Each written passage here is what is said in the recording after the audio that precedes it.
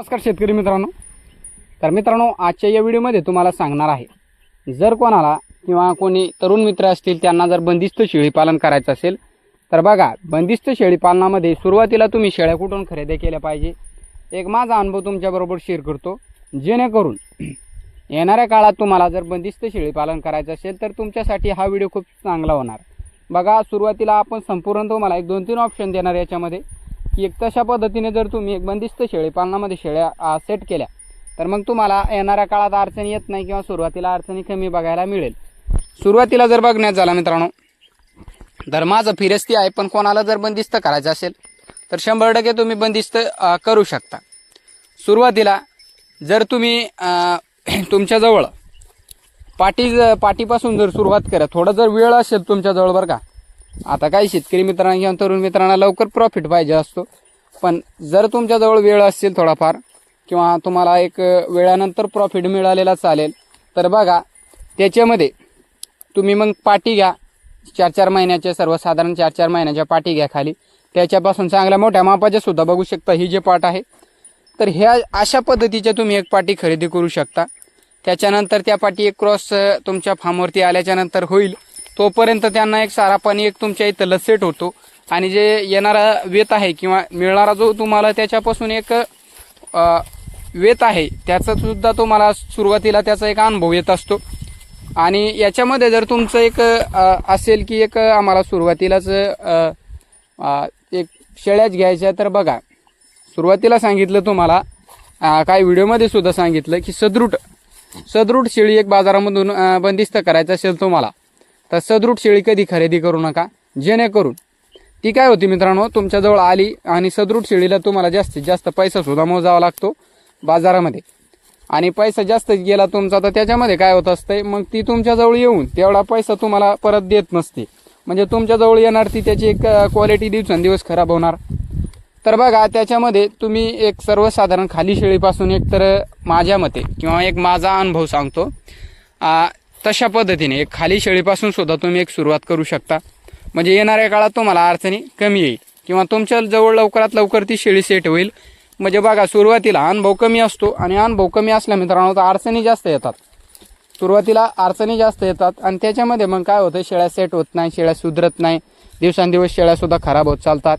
त्यामुळे काय होतं, जे तरुण मित्र आहेत त्यांना एक कंटाळा येत चालतो की बाबा काय शेळी पालनमध्ये म्हणजे एक सर्वसाधारण कंटाळा कोणाला येऊ नये किंवा सुरुवात जर करायची असेल तर मग हे 2 ऑप्शन सांगितले. आणि हे सुद्धा तुम्हाला एक आवडत नसेल किंवा तुम्हाला याच्यामधून एक योग्य वाटत नसेल तर मग तिसरा सुद्धा सांगतो. तर बघा, बंदिस्त करायचं असेल तर इकून तिकून म्हणजे एक सर्वसाधारण गावातून नाही तर आपल्या गावात जे शेळ्या चारतात त्या खांडातून नाही, तर गावात जे शेळ्या चारतात त्यांच्या एक खांडामध्ये काय असतंय, त्या शेळ्या एक फिरस्ती असतात, पूर्णतः फिरस्ती असतात. आणि फिरस्ती असल्या कारणामुळे ते लवकर तुम्हाला सेट होणार नाही किंवा नॉलेज कमी असला तर सुरुवातीला अडचणी बघायला जास्त मिळत असतात. तर त्याच्यामुळे मित्रांनो, एक सोपा आणि सरळ उपाय, थोडाफार लांब असेल किंवा एक जवळपास असेल तर एक बंदिस्त फार्म शोधा.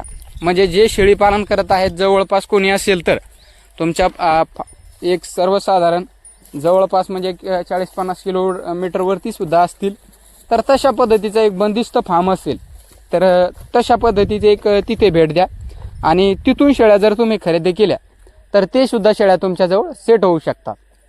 तर हे सुद्धा तुमच्यासाठी बेस्ट आहे. जर सुरुवातीला तुम्हाला बंदिस्त करायचं, जसं शेळीपालनामध्ये उतरलात तसंच जर बंदिस्त करायचं असेल तर मग डायरेक्ट तुम्ही बंदिस्त फार्महून शेळ्या तुमच्या खरेदी करू शकता, जेणेकरून येणाऱ्या काळात तुम्हाला अडचणी जास्त बघायला मिळणार नाही. आणि बंदिस्त करू शकता, पण त्याच्यामध्ये बघा, एक माझं एक सांगतो की एक त्याच्यामध्ये जर तुम्ही सुरुवातीन पाटीपासून केल्या एक सर्वसाधारण तर हे अशा पाटीपासून जर सुरुवात केली मित्रांनो तर जबरदस्त ही पाट आहे. बघा, अजून एक थोडा वेळ आहे, म्हणजे एक अजून टाईम आहे थोडा, त्याला एक 2 महिन्याची पाट अजून गाभण आहे आपली ही. तर अशा जर पाटी एक सुरुवातीपासून सेट केल्या तुमच्या फार्मवरती आणि त्यांना एक बंदिस्तमध्ये खाण्यापिण्याची एक सोय लावली, चांगल्या पद्धतीची त्यांची काळजी घेतली तर ते सुद्धा तुम्हाला येणाऱ्या काळात तुमच्या चांगल्या मोठ्या मापाचे किंवा तुमच्या सुरुवातीला तुमच्या हाताहून किंवा एक तुमच्या काळजीनुसार तुम्ही एक आपल्या फार्मवरती कशा पद्धतीच्या शेळ्या तयार करायच्या, तर सुरुवातीला तुम्ही एक मोठ्या मापाच्या चांगल्या शेळ्या तुमच्या एक घरगुती तुम्ही एक तयार करू शकता जर तुमच्याजवळ वेळ असेल तर. अन्यथा मग तुम्हाला 2-3 ऑप्शन दिले आपण. आणि सर्वात मग एक पाट 1 नंबरवरती बेस्ट आहे माझ्या मते. आणि दुसरामध्ये एक घ्यायची इच्छा असेल बाजारातून तर मग खाली म्हणजे एक सर्वसाधारण खराब शेळी घ्या आणि त्याच्यापासून एक सुरुवात करा. म्हणजे खराब शेळी ती बघा, खूप व्हिडिओमध्ये सांगत असतो मी, खराब शेळी म्हणजे पुढच्या मालकाजवळ त्याची एक सोय होईल, सोय जास्त नसती, त्या कारणामुळे त्याची एक तब्येत डाऊन असते.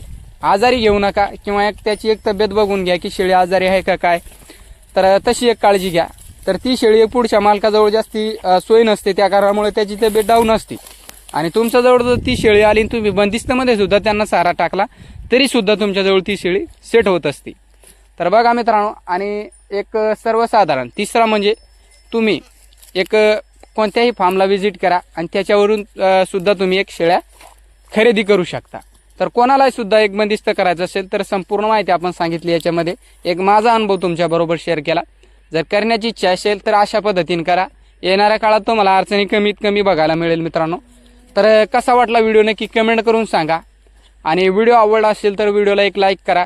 आणि चॅनलवर नवीन असाल मित्रांनो तर चॅनलला सबस्क्राईब करायला विसरू नका. भेटूया एक अशाच व्हिडिओसोबत. व्हिडिओ पाहिल्याबद्दल मनापासून धन्यवाद.